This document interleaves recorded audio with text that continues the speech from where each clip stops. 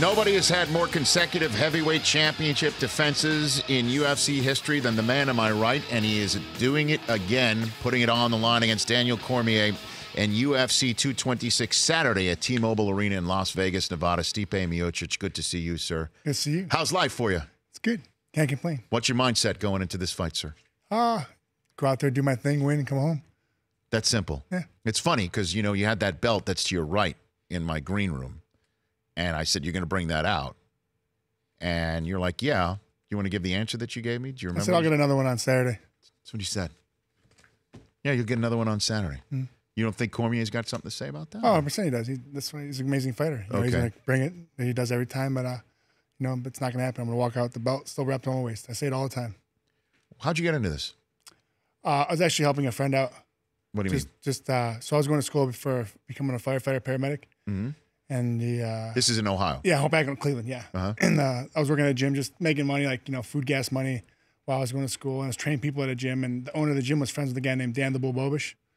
He said, hey, he needs help wrestling. Would you help him? I said, yeah. So I just helped him out and never left the gym. So when did you realize you had a talent for this sort of thing, Stipe? About 4 or 5 months in, I started training. They're going to spar today. I told them, no, I don't have a mouth guard. They gave me someone else's mouth guard. I got hit. I'm like, you know, it ain't that bad. and then here we are.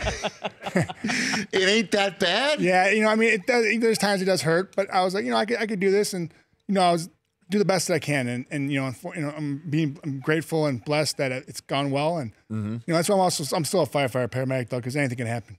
So, how often do you do that firefighting? I work 2-3 times a week. 2-3 times a week? Yeah, part-time at 2 departments. So.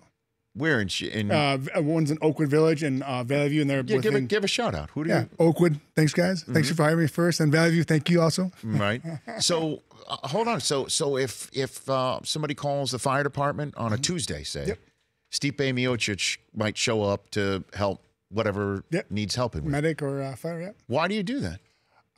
You know, my whole life I've been helped, and so it's my way of giving back. You know, and I love helping people. If someone needs help, I don't. If it's 3 o'clock in the morning, because they have a cough, it is what it is. But I'm there to help, and you know, I work so hard to do it too. Also, make my mom proud and show that our son wasn't a failure. You know, he did a lot with his life. Mm-hmm.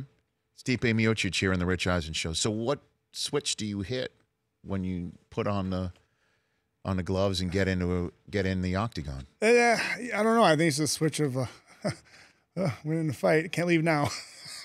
But do you think of anything in particular to get yourself fired up, or no? I look at the competition. You know, I look at it. There's a lot of reasons. Like people ask me, "Do you get nervous?" Yeah, you do get nervous, but I look at the end of the day. You know, I have my family, my friends. You know, my coaches. Like no matter what happens, they're going to be there. You know, like if it doesn't go my way, it doesn't go my way.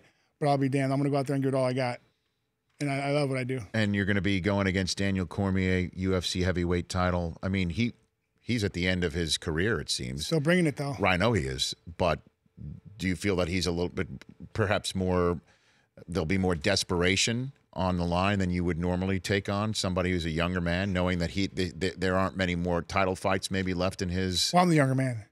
I know that. Oh, it's but you taking on a younger man is what I'm saying. You're taking on an older man. Yeah, no, he's fought the best in the world. I mean, he's wrestled the best in the world. He's, you know, a medalist in Olympics and stuff like that. And you know, he's fought the best in the world. He's beat the best in the world, and he's fought heavyweight also. And listen, you know, there's nothing I can do. I'm gonna go out there and give it all I got. You know, and I'm gonna walk out with my hand raised though. I know that truly. Okay. Now you're from, as you said, Ohio. You're from Cleveland. Yes. What do you think about LeBron coming here to Los Angeles? Good for him. You know, whatever's best for him and his family. Listen, he came back, said what he was going to do, and he got a title back to Cleveland. Well, you can't be mad at the man. Now, I think we've got some photographs that I will describe to the radio audience that's listening in on the simulcast. There you are holding up the belt in Cleveland. That was against Toronto. So there you are holding up the belt, and I guess in Quicken Loans right there? Yep. Now, was that this... That was the year we won it. The year that you won it. Yep. Were you at the parade too? I was. I was the first car. And there you are at the parade in the first car. Yeah. It was so much so fun. You've met LeBron then, yes, obviously. I totally met him. Like I passing and stuff and doing the thing. But I got to meet them when I went to the World Series Game 2. Was it Game 2? Against the Cubs. It was all. So I was in the MLB.com suite, you know, hanging out with them, and right next to me were all the Cavs. I went there and we hung out all like, you know, LeBron, J.R. Smith, Kevin Love. They were awesome guys. And so, how good of a fighter do you think LeBron could be? Oh, he's a great, amazing athlete. He'd be a great fighter. Yeah. Oh yeah, he works hard. He'd be fine. But you could take him down. Of course. Understood. Absolutely understood. And Croatia, what a big yeah, look at you just lit up. I mean, so your family is from Croatia? Yep. My mother, my father, yeah. And watching that game yesterday, I almost wasn't be able to fight on Saturday because I almost had a heart attack from the penalty kicks. That's unbelievable, right? I mean, I didn't, you had a Denmark goalie who's just on fire. That guy, Modric's penalty kick with like 4 minutes left in the game in the overtime. That was unbelievable. I was like, I'm like, this is not looking good. And then, they block, we block, and then I'm getting emotional thinking about it. I'm getting like goosebumps. It was such a crazy right. And so Croatia moves on. They play Russia. I mean, what would be the equivalent of a penalty kick in your world, right? I mean, I'm just trying to figure out that last kick. No, we're just saying that let's just say you and Cormier, you fight like to a limit. Yeah. And you're all even on points. Yeah. Just catch him with a good right hand. Would it be just like whoever stands in front of the other, just without any defense, just go and hit somebody? I'm just trying to figure out what would be the equivalent of that in your world.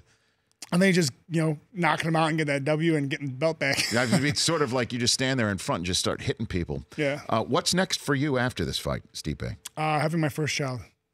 No kidding. That's all I care about. Yeah. I'm not worried about what's fight-wise. I'm just worried about my fight now and then right after the baby. How long is your wife along right Hopefully now? she doesn't have the baby this week. That's how close it is. Are you serious? All right.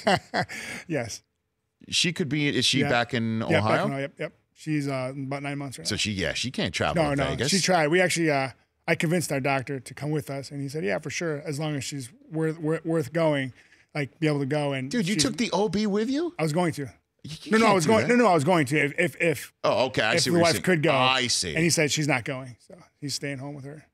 Yeah, it's funny. For my second child, our OB asked for Super Bowl tickets, and I did the math. It was 2.5 weeks before the due date, and I'm like, call my wife and see if she's fine with it. I'll hook you up. Yeah. And she's like, go. Oh.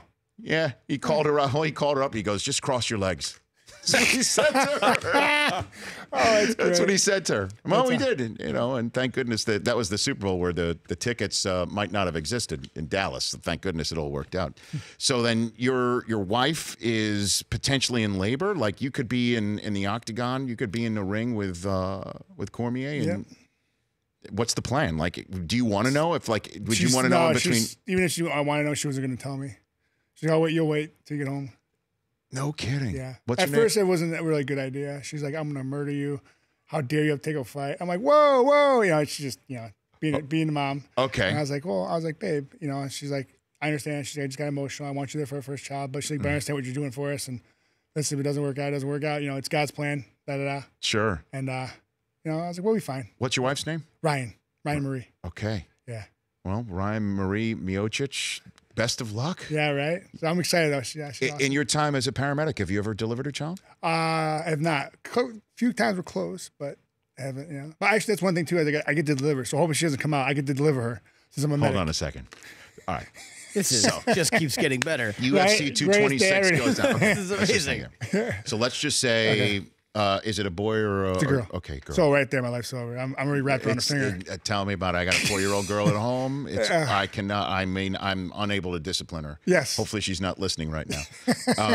So let's just say you take care of business against Cormier. Mm-hmm. You have another one of those belts that's to your right now.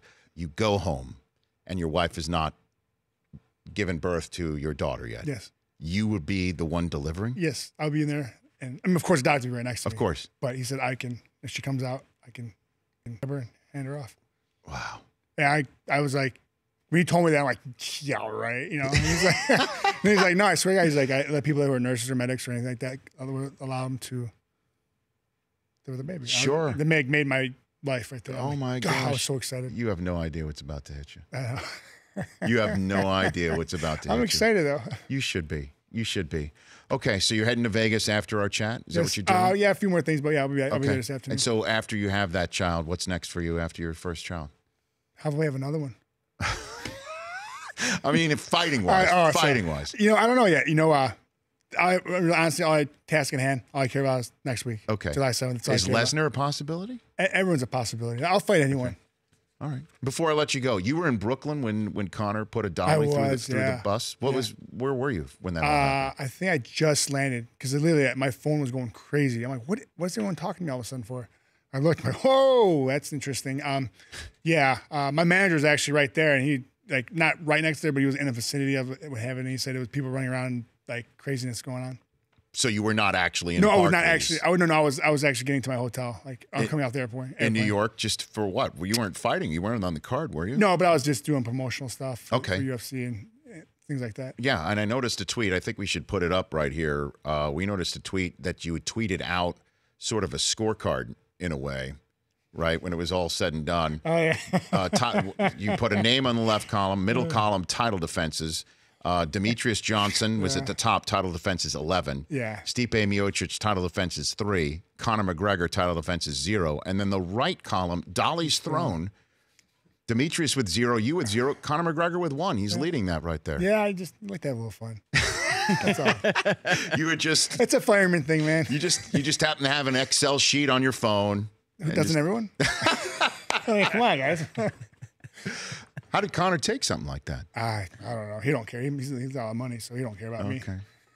Hey, good luck to you, Stipe. Yes, sir. Good luck to you, and good luck to Croatia. And I guess let me see the bracket right here. Croatia taking on Russia. Yep. And then if it could be possibly England and Colombia, Sweden, or Switzerland. yeah. That's the other one. Mm-hmm. I mean, beating Russia. You know, did you see how Russia? Oh. Russia, it looked clearly fouled Spain in the box with a few minutes to go. VAR says, pass on. Yeah, because I think just out of frame, Putin was standing over their shoulder. So good luck to Croatia. Oh, that was great. Good luck to Croatia. Yes, sir. Thank you.